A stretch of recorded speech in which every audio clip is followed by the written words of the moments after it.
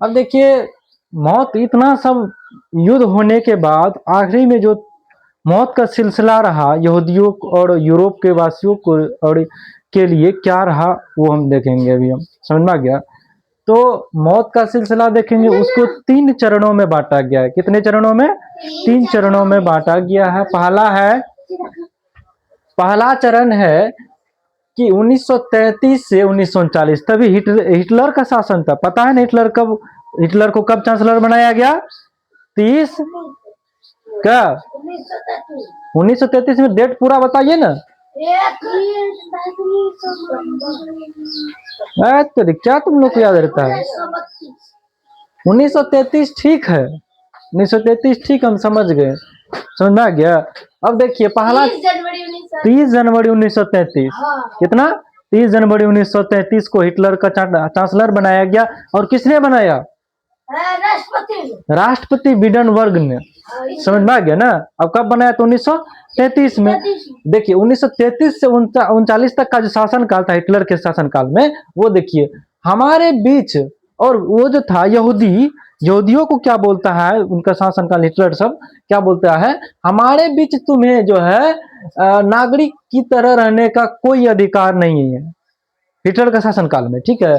उसके बाद देखिए यूरेमबर्ग वर्ग नागरिक अधिकार सितंबर 1935 में जो जारी हुआ था, उसमें क्या क्या बात था उसको हम देखेंगे पॉइंट वाइज करके। पहला है जर्मन या उससे संबंधित रक्त वाले व्यक्ति ही जर्मन नागरिक होंगे, जर्मन साम्राज्य का संरक्षण करेंगे। यानी सिर्फ जर्मनी का लोग ही उस वहां रहेंगे और वहां का नियम अनुसार का पालन करेंगे। ठीक है। और यहूदियों को बिल्कुल नहीं रहने देता था वो सब।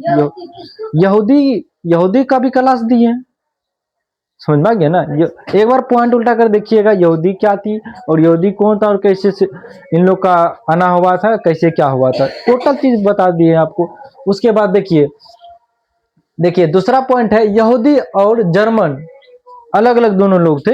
यहूदियों और जर्मन के बीच विवाह पर पाबंदी, विवाह नहीं कर सकता था दोनों लोग, अलग अलग देश के थे दोनों एक दूसरे से विवाह नहीं कर सकते थे। अगर यहूदी और जर्मनी के बीच विवाह होता है तो उसके संबंध में जो है अपराध घोषित कर देता था। समझ में आ गया ना।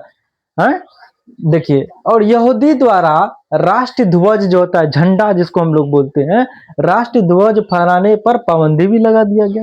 आप लोग जो है ना ये यहूदी का राष्ट्र ध्वज भी नहीं फहरा सकते हैं। देखिए फिर दूसरा चरण में आइएगा। दूसरा चरण में देखिए क्या बोलता है, दर बावदी 1940 से 1944, यानी 4 साल का अंतर है। देखते हैं हम। देखिए और क्या यहूदियों को क्या बोला गया, तुम्हें हमारे बीच रहने का कोई अधिकार नहीं, तुम्हें हमारे बीच रहने का कोई अधिकार नहीं। देखिए सितंबर 1941 से सभी यहूदियों को हुक्म दिया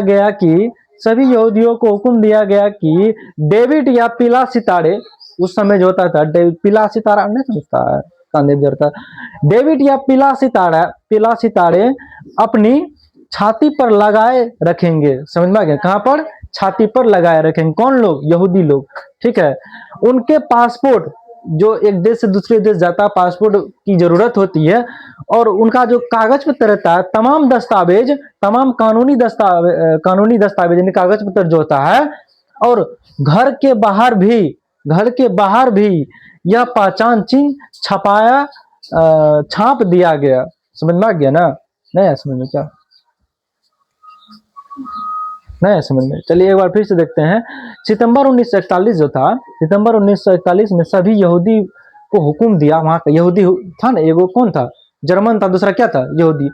यहूदियों को हुक्म दिया गया कि डेविड या पीला सितारे अपने छाती पर लगाए रखेंगे, मतलब उनका पहचान चिन्ह, समझ गया, छाती पर लगाए रखेंगे। और उनका जो कागज पत्र होता है, पासपोर्ट जैसे हो गया, आधार कार्ड, सब हमारे भारत में आधार कार्ड चलता है, एक देश से दूसरे देश जाने के लिए पासपोर्ट लगता है। पासपोर्ट बनेगा आपका, तभी आप जो है एक दूसरे देश जा पाएंगे।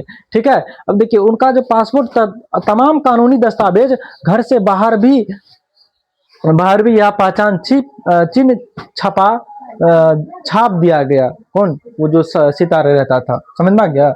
अब देखेंगे भूखमरी पूरा जो अथी चलने लगा, शासन कड़ा कर दिया।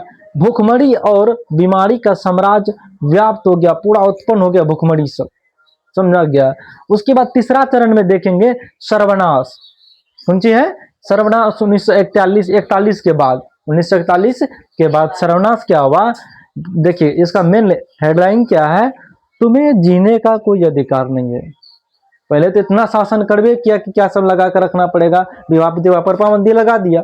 अब देखिए बोल रहा है तुम्हें हमारे भी जीने का कोई अधिकार ही नहीं है, तुम खत्म मरिए जाओ, खत्म हो जाओ। समझना गया ना। तो देखेंगे हम समुच्च यूरोप के यहूदी मकानों, यहूदी परिवार कहाँ का था, यूरोप का, समझ में गया। समुच्च यूरोप के यहूदी मकान जो होता है घर, तथा यातना गृहों, गृहों मतलब क्या होता है, घर होता है, क्या होता है गृहों, और घेरों बस्ती, बस्ती सब जो होता है, बस्ती में रहने वाले यहूदी, कौन यहूदी, यहूदी को मालगाड़ी में, कौन मालगाड़ी में भर भर कर मौत की कारखाने में लेकर जाने लगा। यानी पूरा जितना भी यहूदी परिवार था उन लोग का, यहूदी लोग था, सबको मान लीजिए गाड़ी में बंद करके लेकर जाने लगा। कहाँ, मारने के लिए। कहाँ करने के लिए, मारने के लिए, नहीं मारने वाला फैक्ट्री कारखाना में लेकर जाने लगा। समझ में आ गया। आप लोग तो जानवे करते हैं। देखिए वैज्ञानिक तकनीक के सहारे बहुत लोगों को पलक झपकते मौत की घाट उतार दिया गया। वैज्ञानिक सहारे समझते हैं, यानी कहने का मतलब देखिए एक आदमी को मारने के लिए क्या चाहिए, हथियार चाहिए, हथियार चाहिए। हम बोलेंगे एक हथियार से 1 मिनट में हजारों व्यक्ति मर जाएगा, कुछ यंत्र होगा, उन्हें क्या बोलते हैं, वैज्ञानिक हथियार।